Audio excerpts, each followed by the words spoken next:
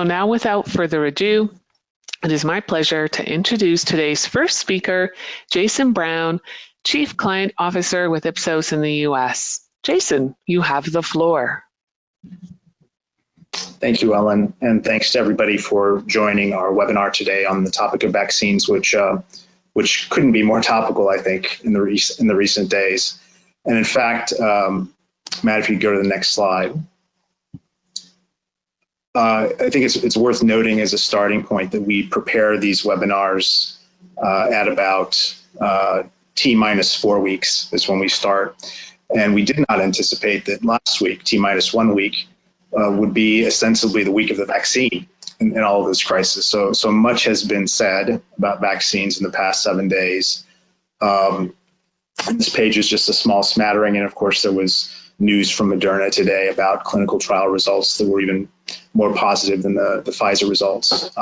Capital markets thought it was fantastic at the beginning of last week on Monday, Tuesday, settled a bit. Markets are up about 1% today, so not as effusive a result of the new news. We are fortunate that we did have an opportunity to field a number of pieces of research just last week, so we have some fresh data that we're excited to share with you all. But we also do have data from previous weeks, and we've gone through it with a close eye to making sure that it still has relevance to kind of the themes and topics that we want to cover with you today. So I wanted to start on that note that we are indeed in the phase of vaccine as a foremost discussion. So today's topic is timely. We're going to turn our cameras off so that you have the benefit of the full screen for the smaller numbers that will come up later on, and we'll come back on at the end. Matt, I'll turn it over to you to sort of build on this idea of the vaccine as a critical topic right now. Thanks, Jason. So I'm Matt Carmichael. I'm the VP of Editorial and Content Strategy for Ipsos, and I edit our Future Forward publication, What the Future. And I'm going to pop off camera now as well. So building on Jason's points, we wanted to pull up a couple quotes from the news last week that seemed particularly relevant to kind of tee off this discussion. One is from Dr. Fauci, who I refer to as the most famous man in America these days. And he says, "We have a lot of people in this country who may not want to get vaccinated right away. And that's why we're talking about this leading into the second or third quarter to get people convinced to get vaccinated." And he was talking about this in the context of the Pfizer announcement, but also just kind of generally when we might start getting enough people with the vaccine to kind of start inching back to our normal lives, so to speak. Because then we also had the quote from Jerome Powell, the Federal Reserve Chairman, saying that we will recover, but to a different economy. Even after the unemployment rates goes down and there's a vaccine, there's going to probably be a substantial group of workers who are going to need support as they're finding their way into the post-pandemic economy, because it's going to be different in some fundamental ways. So basically, even the quote new normal is going to be very different. The economy is not going to be what it looked like, say, last March. And then I also want to bring in a quote from the Ipsos ethnography project, America in Flux, which we've been running for the last couple months, and is an ongoing ethnography, talking to people mostly in swing states about originally the election and the outcome of the election, but also all the things related to our other crises of the social justice movement and the pandemic. Allison, who's a 39-year-old in Washington State, has had COVID, as has her family. And she says, "I'm all about vaccinations. I get the flu shot every year, at least I try to because I'm diabetic. I would never not get the COVID, or I would not ever get the COVID vaccine. Even if I had never had COVID, I would never get the vaccine. I would not want to put that in my body. This is not a racist statement. I'm not racist, but the virus was man-made and it came from China." And we're going to, as we go through this, we're going to revisit different quotes from different people in this ethnography project, because the story of the vaccine, it's really as complicated as the virus itself. This webinar is going to be divided into two main sections. I'm going to take the first one, which is the human story. And we're going to talk about behavioral science, not just immunology. We're going to look at overall views of the pandemic, the 5 segments of the COVID-19 response, And then we'll get into who will take the vaccine, who are the early adopters, under what circumstances, what will help incentivize, and who are the unreachables. And then Jason will take over and get into the economic story, talking about how much the live economy might be liberated by the vaccine. He can talk about the economy so far and how it's been impacted differently by sector. How have behaviors and intentions changed during the pandemic? How the uptake depends on the fine print and the endorsements. He's going to talk about priority recipients and also renewed behaviors. So diving into the human story. As we said, it's as complicated as humans themselves. If you think about the narrative of World War II efforts, or you look at the response to the attacks of September 11th, 2001, the nation often rallies together to meet a challenge on the scale of the coronavirus. But those aren't the times we live in today. Not everyone feels the impact in the same way, either due to their circumstances or their beliefs. But by this point, sadly, 2 in 3 know someone who's been diagnosed with the virus. And almost a quarter of Americans know one of the nearly 250,000 people who've died from it, according to our surveys with our media partner, Axios. Those are grim milestones, both. Even before the current dramatic rise in cases, the majority of people in the US thought about their COVID risk every single time they left the house. 8 in 10 thought about it at least sometimes. And of course, that impacts behaviors. The people who are most concerned are therefore limiting their exposures. Most avoid doing things and going places that will put them at risk. But at the same time, there's this rarely never crowd who weigh in at 15 to 20% of the population. And as we go through that presentation, you'll meet some of them. In the early stages of this pandemic, Ipsos began fielding a number of tracking services in the US and globally for our media partners, our clients, and for our own data. One of the outcomes of that was a consumer segmentation, which identified 5 key types of consumers. The largest group is the easy accommodators.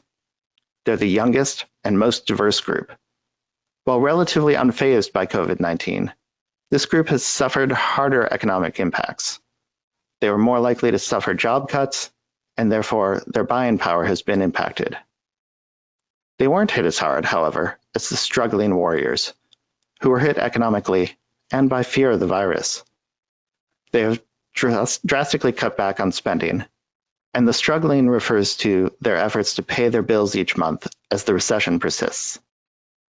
Unfortunately, this group has grown the most since the early April 2020. The shook-up savers. This group is extremely cautious to returning to normal with the heightened fear of COVID-19. But unlike any other segment, this group has spent the last 6 months spending in just about every category we've tracked, with a heavy emphasis on improving their home to make it more comfortable for the long haul. But while they have the strongest buying power, they're a pretty small group. The wealthiest group is the unfazed normals, who haven't changed much of their behaviors. They skew older, and they weren't big spenders to begin with. And finally, here's that 18% again. The freedom-focused. They also skew younger and are the most unfazed by the pandemic. Initially, this segment seemed really interesting to many clients who were looking to target the group most eager to get back to normal. But upon more research, it seems the buying power of this group was incredibly reserved. So while they were undaunted by COVID-19, this group weren't big spenders to begin with and continued this trend into lockdown. In addition to spending behaviors, we see their activities differ too. The shook-up savers are putting effort into finding comforts, focusing on themselves and their families, and trying to support their communities and local businesses. The struggling warriors, interestingly, look much like the shook-up savers in terms of their activities and attitudes. They just don't have the discretionary income to support some of it. They're trying to find ways to escape But more often than not, that's on social media and idle browsing. For each of these groups, and the unfazed normals, the vaccine will go a long way, often paired with more mask requirements, toward making them feel, quote, normal again. And at the other end of the scale, the freedom-focused and the easy accommodators don't see the vaccine as quite important because they haven't really changed their behaviors much.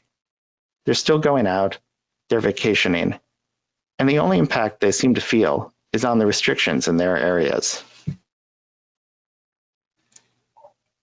So who will take the vaccine and when? As of last week, 37% will opt to take it within the first month of becoming available. That's actually up a bit from the previous 2 weeks, likely driven by a trifecta of evidence. One is Biden's election.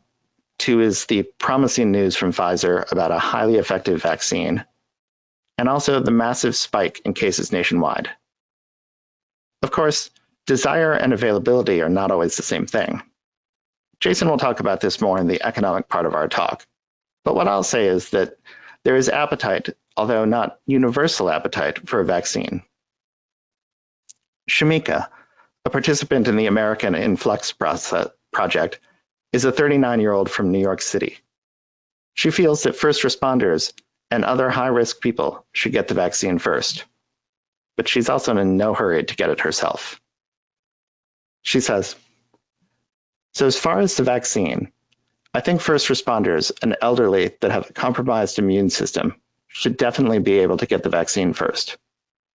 As far as I'm concerned, that's not something that will be taken right away. I don't trust it right away.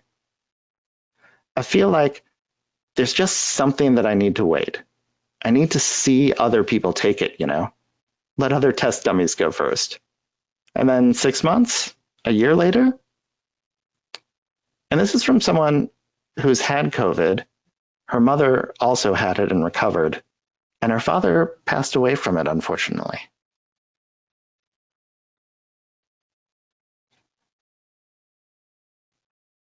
If we parse this by party ID a little bit, and really, it's kind of worth looking at everything by party ID these days, we see that acceptance of the vaccine has grown since September, and even in the past week or two, with Republican trust growing the most over recent months. If I were to put out a theory, and this is just a theory, it could have to do with President Trump's faith in the vaccine, his recovery from the virus, and also the continued spread of the virus throughout the nation. Who will be the early adopters? Who are these 37% who want to take it in the first month? We see some familiar-looking splits, and some perhaps that are more unexpected. Democrats, for instance, are much more likely to take it than their Republican and independent counterparts, reflecting the sad way the pandemic has been politicized. Those who view it as a threat are much more likely to take it versus those who don't see it as a huge personal risk. Those who are married, likely to due to family situations, are more likely to take it, as are the affluent, which is interesting considering the relative risk profiles of Americans with lower incomes, generally more at risk due to underlying medical conditions, job situations, and disparate healthcare situations. Jaron in Washington State will take the vaccine, but he won't be an early adopter. Here's why. He says, "I would definitely take it. I don't think I'd want to be first in line. I know hopefully they've gone through a phase 3 trial. They go through the normal process to make sure it's totally safe. I'm a little less concerned about that because I think they're going through that process. And they're being cautious and not just trying to throw something out there like, Russia or China has." Race and ethnicity also play a role. We see a pretty sizable disparities in terms of the eagerness and the complete resistance to the vaccine. Hispanic Americans slightly over-index on willingness to take the vaccine with the first month, whereas Black Americans under-index. And Black Americans highly over-index on never. Why? Let's turn back to our America Influx participants. Brandeis is 40. She lives in Georgia. She is Black, and she's a nurse. And she says, I personally will not be quick to sign up to get one. And I don't really we talked about this at work. Nobody's going to be quick to sign up to get one because they're rushing it to the market. They've not tested on enough people. And I know for a fact they have not tested on a lot of minorities, specifically African Americans, because we're not quick to sign up for stuff like that. Why are people hesitant? Behavioral science holds some of the answers. It has some hints, which we go into in some detail in the POV from our global BSI practice that is available now for download through this webinar and on Ipsos.com. First, people make choices based on mental shortcuts, referred to as the availability heuristic. So people tend to give disproportionate weight to the possible side effects or drawbacks, rather than focusing on the positive aspects of the vaccine, like a quicker return to normal and, well, health and safety. To convince people, as we'll see in our data later, telling a good story about the vaccine, one supported by data and evidence, will convince some. But that presumes a rational decision-making process, which we know not everyone goes through. Recommendations matter, both personal and from other trusted sources. And Jason will get into which recommendations will matter most. I, on the other hand, will talk about the 15 to 20% who are not going to be convinced. It's pretty much the inverse of the early adopters. Those who don't see the virus as a threat, those who don't have a college degree, the lower income, Republicans, and women all over-index on never will take the vaccine. And if the America in Flux quotes have shown us anything, it's that the reasons why are complicated and go beyond the now somewhat sadly standard vax, anti-vax fault lines. For some, it's about the perceived rush of the process. For some, it's about who it was tested on and who it wasn't. For Chanel, who we'll meet next, she became very ill with the flu in a year when she got the flu shot. So she equates that with the potential ineffectiveness of the vaccine. Remember the availability heuristic from the last slide. And for some, the reasons are almost unclear and perhaps paradoxical. But whatever the reasons, there will always be this one group that are beyond messaging and beyond incentivization. And whether or not you agree with their opinions doesn't matter in the slightest. They have them and will own them. The question for the economy, and really just for all of us in general, is will the reluctance of this complex and stubborn minority impede the results for those who do take it?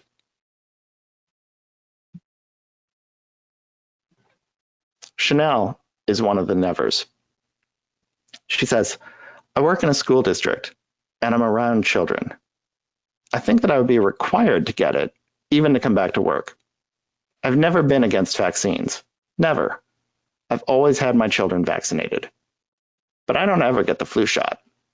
If the vaccine becomes available and I'm not required to get it to go back to work, then I will not get the vaccine and I will not have my children get it. And she says this as a kindergarten teacher whose son currently has COVID. But I want to end on something we call the Ipsos Pandemic Adaptation Continuum, or the IPAC. It's something we developed early on to track our progress through this journey. And as you can see, around Memorial Day, a pretty good decent group of the population were in the anticipation stage, where they were starting to think about what the population and what the world on the other side would look like. The optimism is gone. Now it's been replaced with the bulk of Americans stuck in the adjustment and acclimation phases. Basically, rooted in place and settled in for what is clearly a long haul. And once again, I'll direct your attention to the right side of this graph. Over there in the further parts of the IPAC are our familiar 18%. They just keep on keeping on in the areas where the rest wish they were. They had their 2-week lockdown in March or whatever, and now they're back to their usual lives as much as can be. And this concludes the human side of the story. Not that the economy isn't based on humans and how they react to events on smaller scales and on global pandemics. But we feel that it's important to understand the human story as part of the overall story about what will happen with the economy and the all-important arrival of the vaccine. And for that, I turn it over to Jason Brown. Thanks, Matt.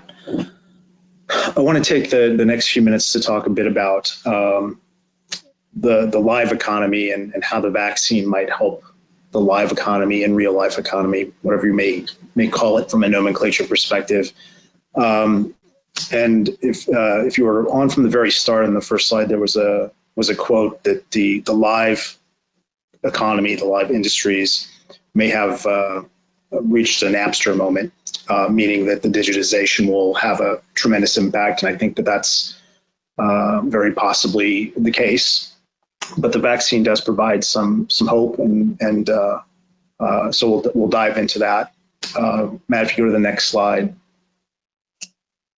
This is saying what is probably intuitive if you follow the news, but what this slide is showing is kind of an expert panel approach rescaled, grading different sectors on how the crisis will impact personnel, operations, supply chain, revenue, overall assessment. And on the top are numbers from the Bureau of Economic Analysis showing the actual Q2 losses to the GDP associated with those sectors.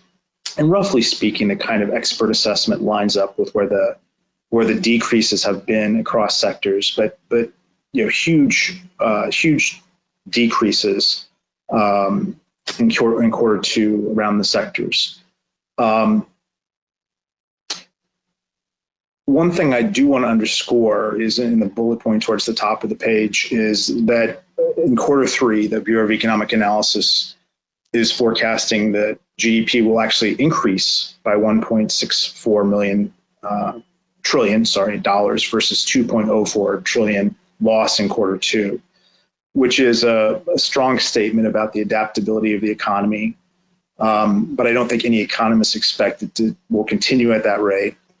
But it does definitely say something about adaptability. It's hard to be optimistic, though, not in these statistics on this slide, but other data from the Bureau of Economic Analysis shows that real disposable income is down about 16%, forecasted to be anyway, in Q3 of this year, which suggests that kind of bounce back recovery that we just saw is not going to persist given the decrease in disposable income that consumers are encountering. It's also not easy to be optimistic if you work in the travel industry or the restaurant industry, or if you're a small business person and have no way to adapt your business model. And on this page is just another point of data that affects the economy going forward into the future. On the left side, a third of people are working from home. This is from July, so it may be a little bit less now, but it's materially probably not different and maybe not going to be different in the coming weeks. And if on the right-hand side, the kind of orangish bars on the left are indicating that half of the people would prefer it. So the businesses, obviously this depends on decisions that employers make about requiring employees to do certain things versus making it optional. It's a whole bunch of factors that sit above and below what consumers want, but it does indicate that a sizable portion of workers will opt to stay home if they can, at least more often, if not entirely. And so those economies that depend on the commute, on having workers in an epicenter for lunch and other services, they'll likely struggle into the future based on what consumers are migrating to from a work pattern perspective. Next page. At the same time, we collected some data that suggests consumers are getting out and about more, at least as of the end of October. Again, given restrictions may be retracting somewhat in the more recent weeks. But across these activities on the left, what it's showing is the percent of people who are likely to engage in that activity in the next month.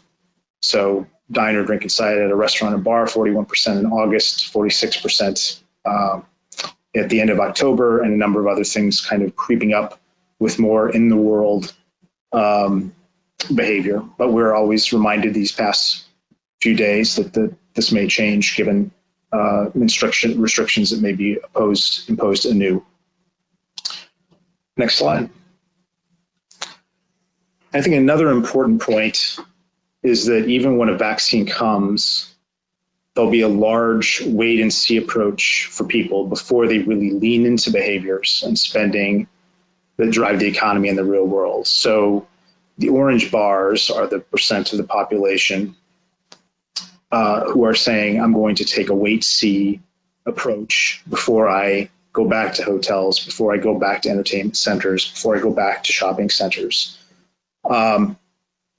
So you can see across the board, that's about 4 and 5 out of 10 consumers taking that wait and see. For entertainment centers and hotels, there's a sizable group that's ready to jump back in.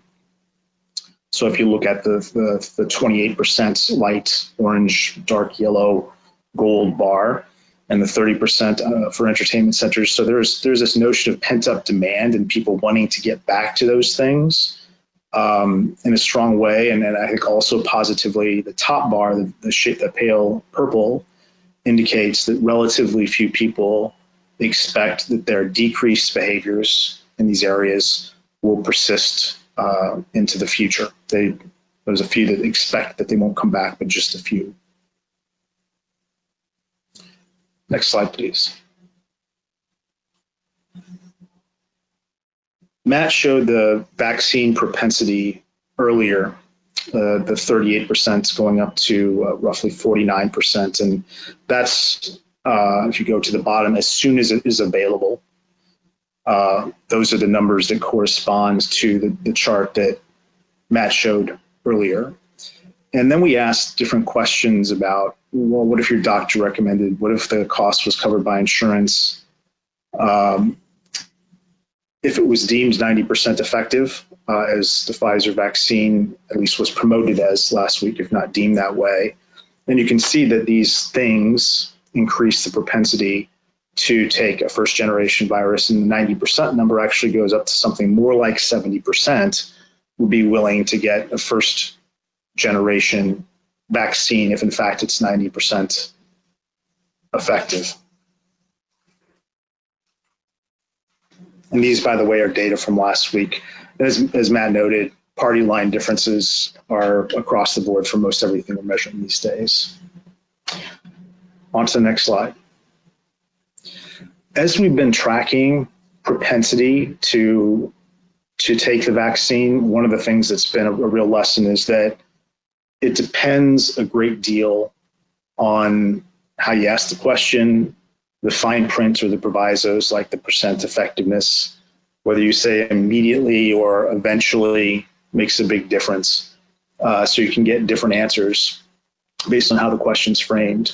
And you can see that very clearly on the last slide. And one of the reasons is that there's relatively similar risk perceptions for the cure, the vaccine, and I'm looking at the bottom of this page right now, as there are for the actual virus. So there is concern. There's worry about it, and I think that leads to sort of this interesting trade-off that makes people pay attention to the small details. And the quotes from American Flux realize how idiosyncratic the details can be at an individual level. We also asked some questions about costs and incentives, and the data on the slide on the top are indicative of those. So we asked how likely you're to take the first generation vaccine. That's about 48, 49%. That's our index of 100. If it costs $100, then the index of propensity goes down to 66.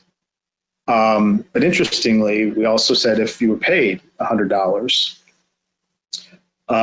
what would happen? And even if people were paid $100, the index also goes down to 0.66.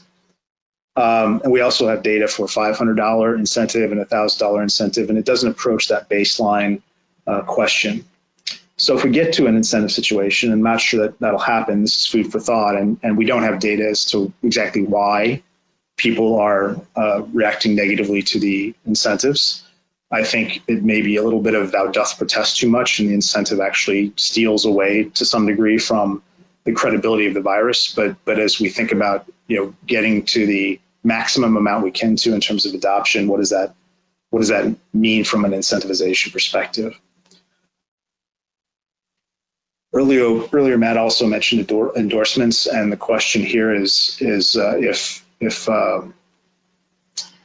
the vaccine were endorsed by the entities on the left side of this page, how would that increase your confidence in taking the virus? And we have seen over the course of all the tracking we've been doing, dating back to March, that institutional credibility has gone down. It's actually stabilized in the last 3 weeks or 4 weeks. But Dr. Fauci rises to the top right up there with the CDC. And the president-elect or Vice President Biden, former Vice President Biden, if you will, it doesn't lend a lot to actual propensities to take the vaccine. The other thing to think about in terms of how the vaccine will diffuse, and the HHS agency referenced on the previous page has actually announced a prioritization scheme for who will get it, which doesn't exactly correspond to the buckets that we have in this page, but there is a prioritization scheme in the works for who will get the vaccine first. What we did in one of our surveys was ask consumers what they think, to rank these constituencies, these segments of people from 1 to 7. And what's shown on the page is the percent who are rating each of the groups 1 or 2 in terms of their priority to get the vaccine. I think there are 2 important points in this slide. One is that there's a relatively low number for you at the bottom of the slide, the 4%, which implies a certain amount of patience that consumers will have if this, as this goes into the populace. The second important number on the slide, or numbers, are on the right side, where it's showing how many people in the US anyway fit into each of those segments. And that amounts to 70 million people or 70 million doses that are sort of spoken for. So there's a lot of work to do to get to mass inoculation. And obviously the double dose requirements that are consistent with most of the phase 3 tested vaccines, the fact that children won't get it for any time soon. There'll be, I think, issues of cause and effect, and that when we start doling out the vaccine, that there'll be logically, just in the normal course of things, some people who pass away after taking the vaccine, and it may and probably has nothing to do with the vaccine, or possibly has nothing to do, but there'll be questions about that. We know that Russia's encountered issues with their Sputnik vaccine, where they expected to be able to produce 30 million doses within the last 4 months of 2020, and that number's now been reduced to more like 2 to 10 million. So there's a lot of things to consider down the road, but there's a lot of people in line that need to be taken care of, and thankfully the populace is relatively comfortable with that.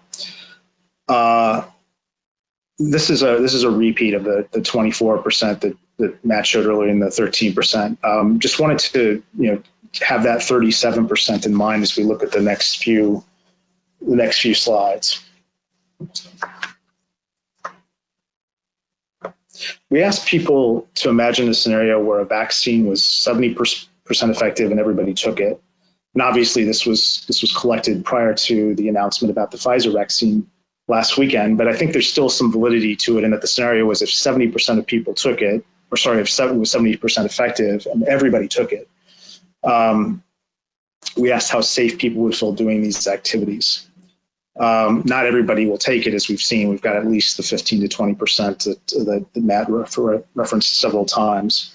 So the first column represents people who already feel safe doing these things, and sort of represents the pool of consumers already doing it, the percent driving consumer spend in the live economy. Some of the people are doing these things and don't feel safe, so they're just doing them out of necessity, out of bravery, out of any number of possible motivators. So for instance, just taking one example, for public transport, we saw earlier that 24% intend to take public transportation, in the next 4 months, but we see here that only 9% of people feel safe doing that. And in fact, this notion of I'm engaging in the behavior versus I have concerns over my safety in doing it has a pretty consistent ratio across these different elements. So it tends to be from 2.2 to 2.5 in terms of the percent of doing something divided by the percent who feel safe doing it. And similarly for work, 25% feel safe already doing it, but we saw earlier that about 66% of people are. So it's a 2.5, 2.6, 2.7 sort of factor that's applied to feeling safe, but actually muscling through and doing it. Slightly different relationship by sector. And what I want to do is focus in on this. There's differences by sector, but this is sort of, if this is the vaccine scenario, how much do you win back? So the second column is the percent of other people who feel more safe doing these things with this vaccine scenario. I'm just going to point out, in the interest of time, one number at the bottom of the page, which is basically saying, and it says, would you feel safe going to the home of somebody recently diagnosed with COVID? So it's saying you're feeling safe to go into a direct exposure situation, which I think is a pretty strong statement of how safe one feels to go out and live again.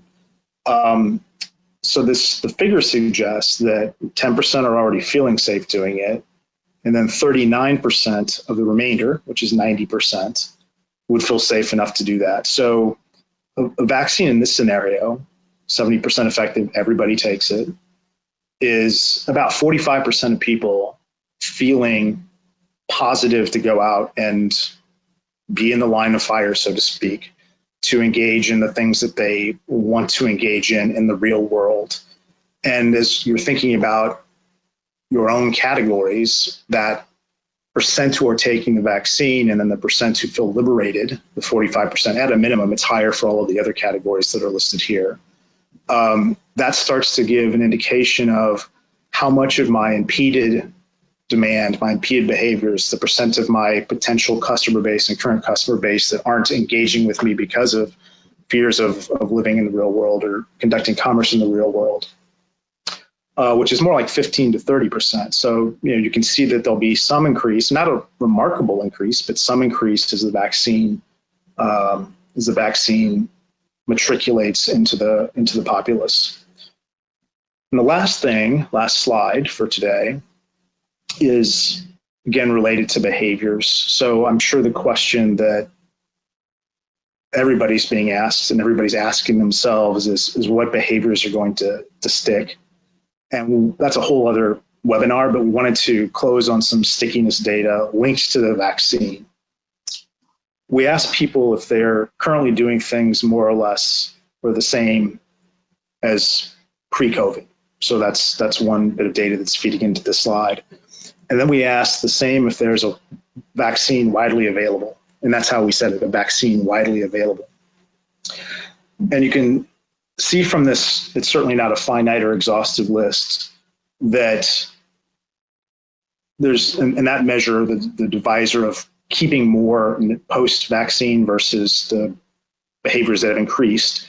What this is saying is that credit card usage, which has increased, is more sticky than social media usage. So it gives a sense of how much of the increased use in a given area might be retained in a post-vaccine world.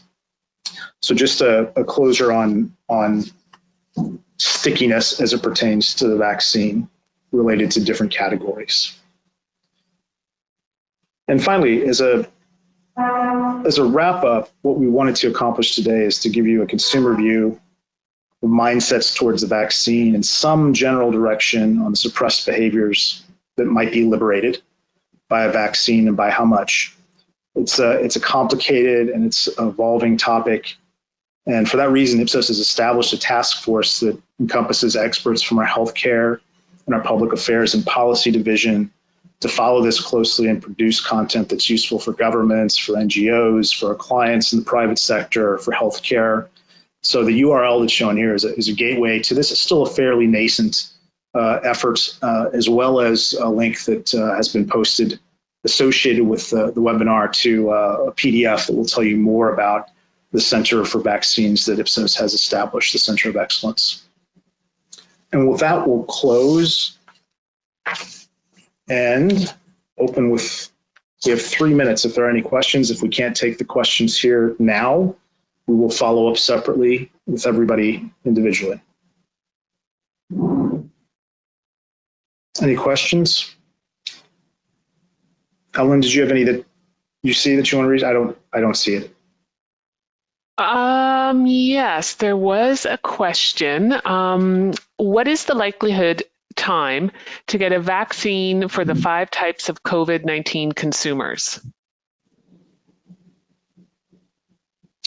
You mean for the 5 that Matt spoke about, how quickly will they get a vaccine? I think is the question, if I'm understanding it.